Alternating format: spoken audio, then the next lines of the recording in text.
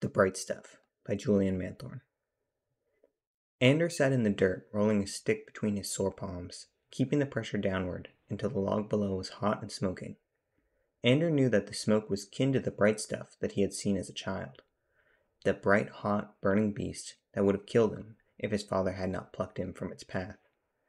As the thin trail of smoke blew into his eyes, Ander reeled with terrifying visions. Men gathered with instruments of war, wielding stones unnaturally shaped and sharpened. One man held a club above his head, and on the end was that burning beast, casting light and throwing off sparks. As he worked the stick between his hands, impossible images formed in his mind. Men and women dressed in animal hide, carving marks onto a stone. He saw the long stalks of a yellow-grain plant, thousands of them planted in a line like a field of unbroken sunshine. He saw a man holding a rock above his head, striking and lifting it again in a brutal rhythm until the sharpened edge was covered in red blood. He pressed his eyelids with his fingers and groaned as strange images washed over him, otherworldly places, objects he couldn't identify or even begin to describe. Ander gritted his teeth and held on, trying to focus on the task at hand, the feeling of the mud under his heels and the sound of the wind rustling the grass and trees. He pushed the stick downwards, sliding his hands back and forth until they were hot and his arms were aching. He began murmuring a prayer to distract himself from the effort. This was the kind of prayer that must be whispered, as though to a sleeping child or when nearby to an enemy. The smoke began to rise again, and for a second Ander thought he saw a tiny glowing beastling among the gray ash. Just as quickly as it formed, the wind snuffed it out, scattering the leaves and the thin line of smoke. "The smoke is not good for you, Ander. It's making lines on your face," his mother said as she approached with a pluck hen. "I know," Ander said, as she tore off a featherless leg and offered it to him. He accepted his portion and his mother's criticism, because without both he would have been dead a long time ago. Even with her warnings, he couldn't shake his urge to summon the bright stuff. He had heard stories of ancestors who kept the bright stuff for years, feeding it a little wood at a time, keeping it under control but never letting it go out. His people had never made the bright stuff, out of fear that it would overcome them, destroy the forest, and leave them starving. Ander looked up from his food when he heard footsteps rustling the grass. His brother Keat was carrying a basket full of fruit. His skin had darkened from his time under the sun, his chest was wide, and his arms were strong. He kicked Andor's logs and sticks out of the way as he approached the doorway of their cave. Keat set the basket down in front of their mother for appraisal. "This pleases me, Keat. Well done," she said, and gave him half the plucked bird she had caught for dinner. She inspected each piece of fruit for bruises or wormholes. "I picked only the best," Keat assured her. Mother nodded solemnly. "Ander, can you bury these among the grasses?" she asked, handing him 3 of the ripest fruits. It was customary to make offerings back to the earth when harvests were fortunate. "I will," Ander obliged, taking the fruit. He felt the sharp leaves scratch his legs as he walked through the grasses, and a sudden hatred for his brother and the fruit that he had harvested. Keat was always eager to please, so dedicated to serving the tribe that he seemed almost absent from himself, like a boat without a rider. Ander found a stone with a sharp edge and began to cut a hole in the grass field, off the path that had been worn by the footsteps of his ancestors. Just like in his visions, he cut the stone into the clay again and again, until the hole was deep enough that no rodent would unearth his homage. Then, in a fit of rebellion, he bit into the fruit and ate the flesh until the juice dripped off his chin, and only the stringy cores remained. He felt guilt and his stomach began to ache.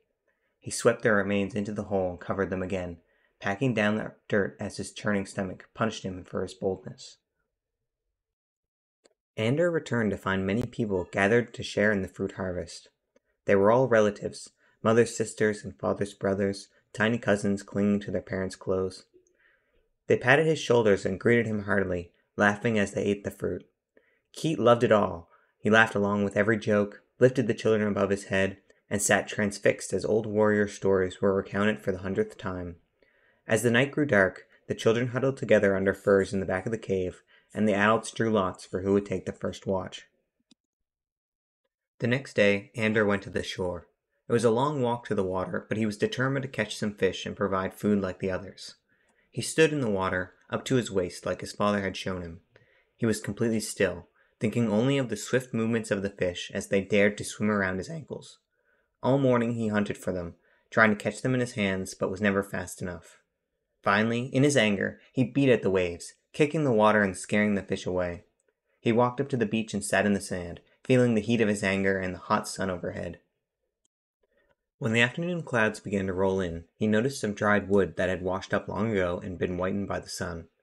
He gathered a handful of sticks by the large dry log and tried once again to summon the burning beast. He rolled the stick furiously as the thin smoke blew across his face, and in his anger, almost didn't notice the tiny ember that had been born. It was a pellet of orange light, smaller than his fingernail, but he sheltered it from the wind and fed it tiny chips of bark until it became a tenuous flame.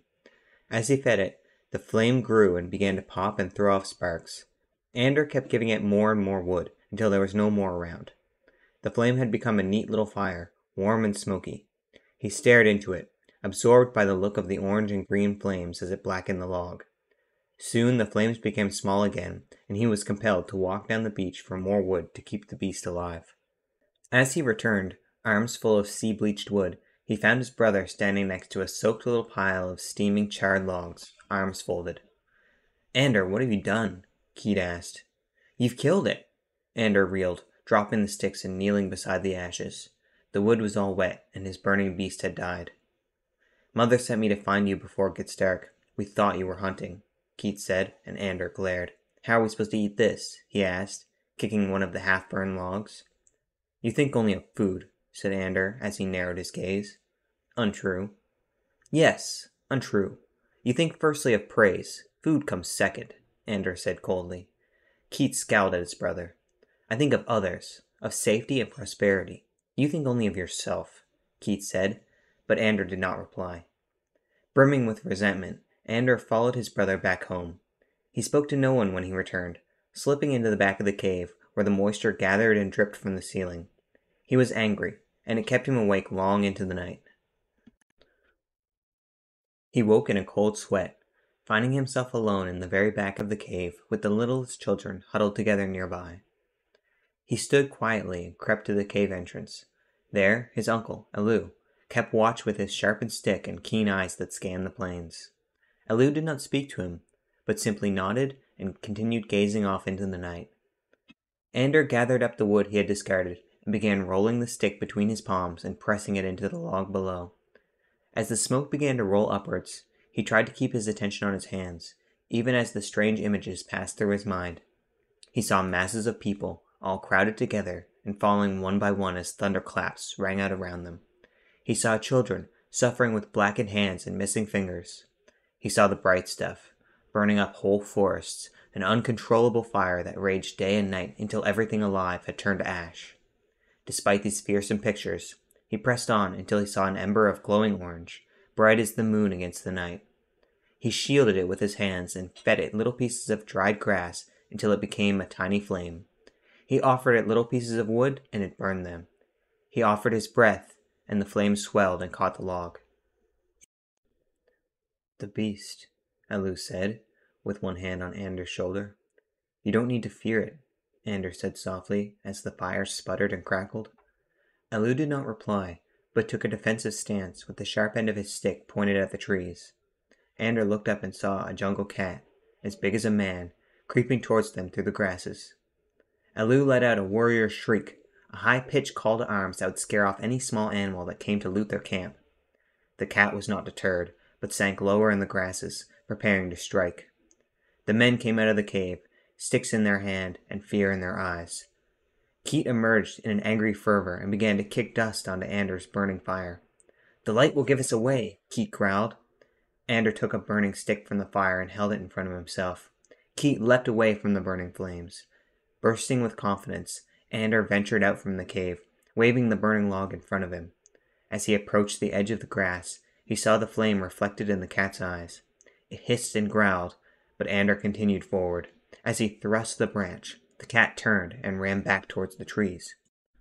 One by one, the other men embraced Ander and touted his bravery. They insisted he keep watch until morning and maintain the fire in case the cat returned.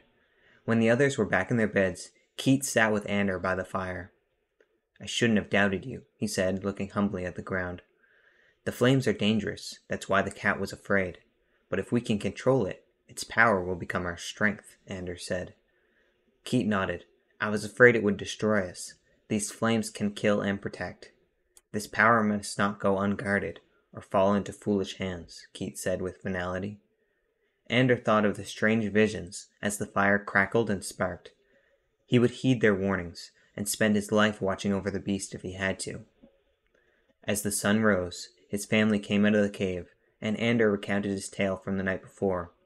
He warned the children about the danger of the flames and how quickly it could get out of control. As children do, they laughed at his fears and danced around the fire, excited by the warmth of their feet and the sputtering of sparks that rose up to join the sky.